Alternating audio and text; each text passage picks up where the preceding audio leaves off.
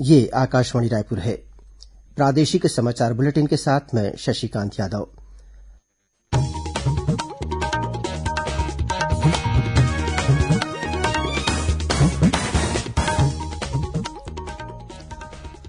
और अब पेश है आज के मुख्य समाचार। विश्व स्वास्थ्य संगठन ने भारत में बनी कोवैक्सीन के आपातकालीन उपयोग की अनुमति दी। जनता कांग्रेस छत्तीसगढ़ जे के विधायक देवव्रत सिंह का बीती रात हृदयाघात से निधन। खैरागढ़ में राजकीय सम्मान के साथ किया गया अंतिम संस्कार। दीपों का पर्व दीपावली आज छत्तीसगढ़ सहित देशभर में हर्षोल्लास के साथ मनाया जा रहा है। और दुर्ग जिले में कल गोवर्धन पूजा से पंचायत स्तर पर पैरा दान महाअभियान की शुरुआत होगी।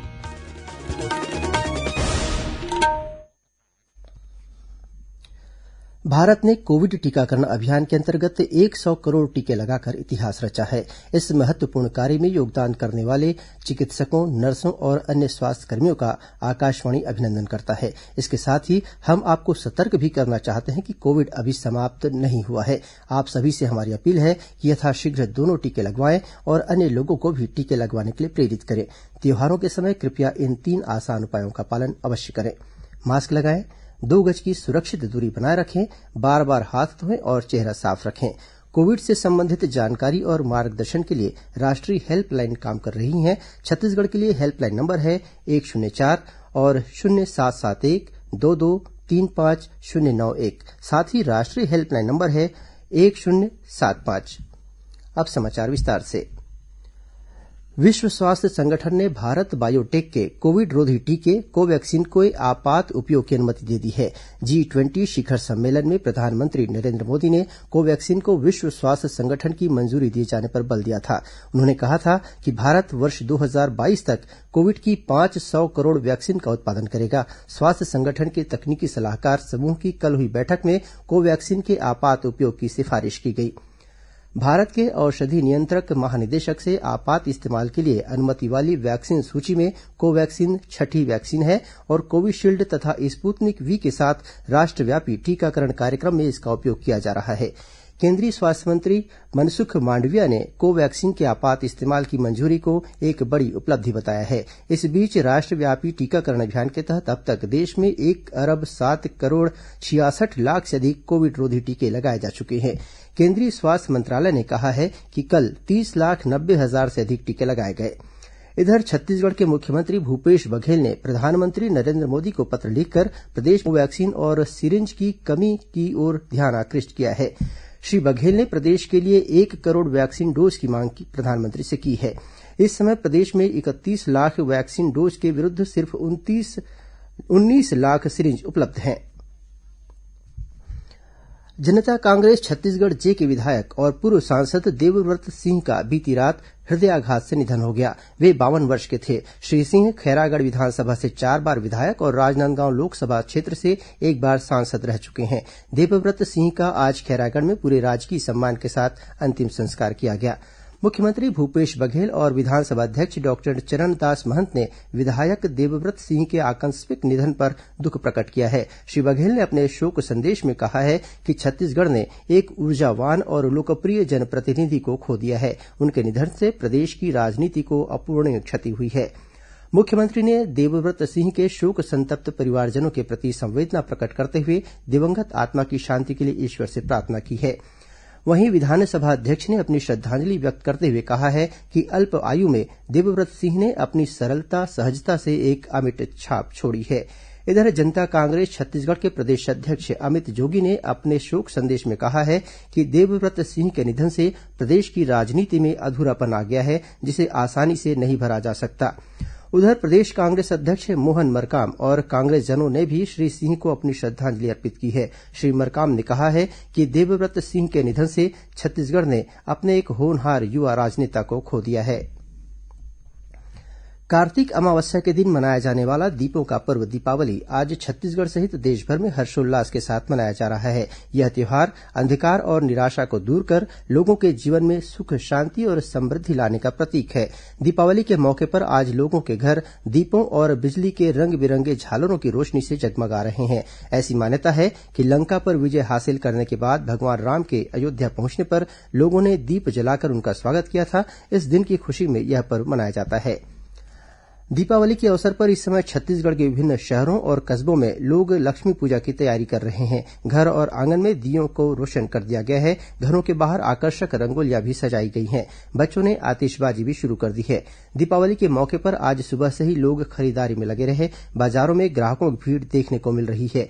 लोग मिठाइयों, पटाखों और कपड़ों के अलावा मौसमी फलों की भी खरीदी कर रहे हैं। वहीं पूजा के लिए देवी लक्ष्मी की आकर्षक मूर्ति और घरों को सजाने से संबंधित सामान भी लोग खरीद रहे हैं।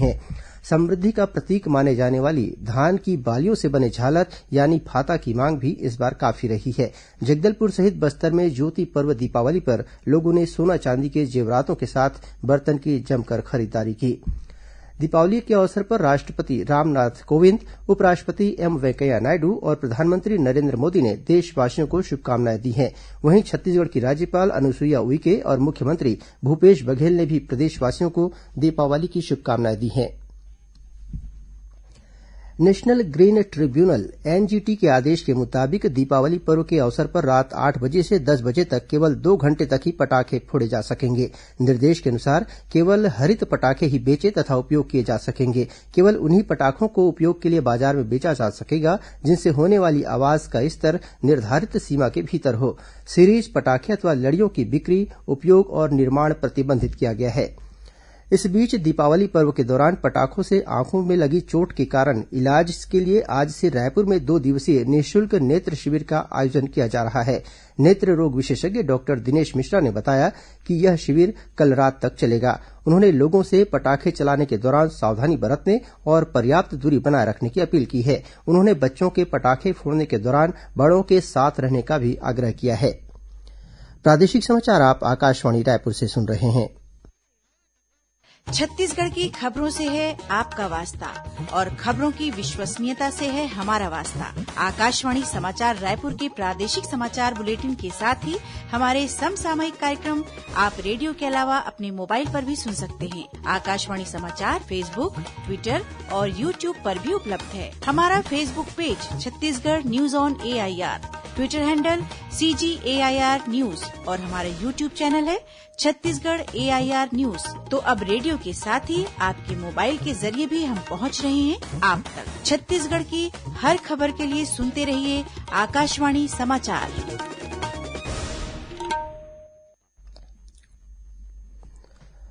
और अब आगे बढ़ते हैं बाकी के समाचारों की ओर।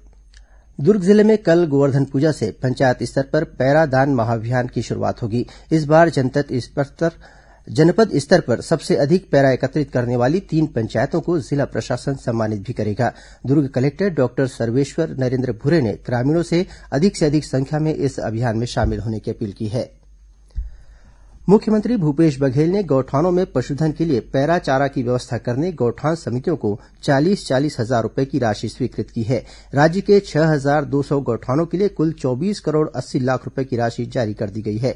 इस राशि को गौठान समितियां किसानों द्वारा दान किए गए पैरा के संग्रहण, मजदूरी और परिवहन पर व्यय कर सकेंगी। गृह मंत्री ताम्रध्वज साहू ने आज दुर्ग जिले में शहीद पुलिसकर्मियों के परिजनों से मुलाकात कर उन्हें दीपावली की शुभकामनाएं दी। श्री साहू सबसे पहले रुआबांधा स्थित शहीद रजनीकांत सिंह के निवास पहुंचे और उनके पिता बेचैन सिंह से मुलाकात की। इसके बाद उन्होंने भट्ठी थाना लाइन स्थित शहीद आरक्षक अमित नायक की पत्नी वंदना नायक से भी मुलाकात की। इसी तरह विवेकानंद कॉलोनी बोरसी निवासी शहीद इंदूराम साहू के घर पहुंचकर उनकी बेटी प्रियंका साहू से भी मुलाकात कर उन्हें दीपावली की शुभकामनाएं दी। प्रदेश के गौरेला पेण्ड्रा मरवाही जिले में हाथियों के हमले से घायल पुलिस अधीक्षक और उनकी पत्नी को ग्रीन कॉरिडोर बनाकर बेहतर इलाज के लिए रायपुर लाया गया है। कल जिले के अमारू के जंगल में हाथियों के हमले से पुलिस अधीक्षक त्रिलोक बंसल और उनकी पत्नी को चोट आने के बाद अपोलो अस्पताल में भर्ती कराया गया था। प्रदेश में महात्मा गांधी राष्ट्रीय ग्रामीण रोजगार गारंटी अधिनियम मनरेगा के जॉब कार्डों के नवीनीकरण और सत्यापन के लिए 30 नवंबर तक विशेष अभियान चलाया जा रहा है। इस संबंध में राज्य मनरेगा आयुक्त मोहम्मद कैसर अब्दुल हक ने सभी कलेक्टरों को परिपत्र जारी किया है। अभियान के दौरान जॉब कार्ड की वैधता की जांच की जाएगी, साथ ही संबंधित जानकारियों का सत्यापन भी किया जाएगा। अब कुछ अन्य खबरें संक्षिप्त में। पेट्रोल और डीजल पर उत्पाद शुल्क कम करने के केंद्र सरकार के निर्णय के बाद भारतीय जनता पार्टी और एनडीए शासित कई राज्यों ने उपभोक्ताओं को राहत देने के लिए ईंधन पर मूल्य संवर्धित कर वैट घटाने की घोषणा की है। छत्तीसगढ़ राज्य गीत अरपा पैरी के धार महानदी है अपार के रचयिता डॉक्टर नरेन्द्र देव वर्मा की आज जयंती है। इस अवसर पर मुख्यमंत्री भूपेश बघेल ने उन्हें नमन करते हुए कहा है कि डॉक्टर वर्मा ने छत्तीसगढ़ी भाषा अस्मिता को बनाए रखने और यहाँ की संस्कृति को विशिष्ट पहचान दिलाने में अपनी महत्वपूर्ण भूमिका निभाई है। हज 2022 के लिए बीते 1 नवंबर से ऑनलाइन आवेदन की प्रक्रिया प्रदेश में 38 ई हज की सुविधा केंद्र पर शुरू हो गई है। हज के लिए आवेदन करने की अंतिम तिथि 31 जनवरी निर्धारित की गई है। जांजगीर चांपा जिले के तरौद गांव में तालाब में डूबने के 2 अलग अलग मामलों में एक युवक और एक बालक की मौत हो गई। बालोद जिले के डौंडीलोहारा थाना क्षेत्र में कुसमी की शिक्षिका की 4 महीने पहले हुई हत्या के मामले में पुलिस ने 3 आरोपियों को गिरफ्तार किया है। और महासमुंद जिले के सिंघोड़ा में पुलिस ने ओडिशा से गांजा परिवहन कर ला रहे 3 आरोपियों को गिरफ्तार कर उनके पास से 22 किलो गांजा जब्त किया है। अंत में मुख्य समाचार एक बार फिर। विश्व स्वास्थ्य संगठन ने भारत में बनी कोवैक्सीन के आपातकालीन उपयोग की अनुमति दी। जनता कांग्रेस छत्तीसगढ़ जे के विधायक देवव्रत सिंह का बीती रात हृदयाघात से निधन। खैरागढ़ में राजकीय सम्मान के साथ किया गया अंतिम संस्कार। दीपों का पर्व दीपावली आज छत्तीसगढ़ सहित देश भर में हर्षोल्लास के साथ मनाया जा रहा है। और दुर्ग जिले में कल गोवर्धन पूजा से पंचायत स्तर पर पैरादान महाअभियान की शुरुआत होगी। इसी के साथ प्रादेशिक समाचार बुलेटिन समाप्त हुआ। नमस्कार।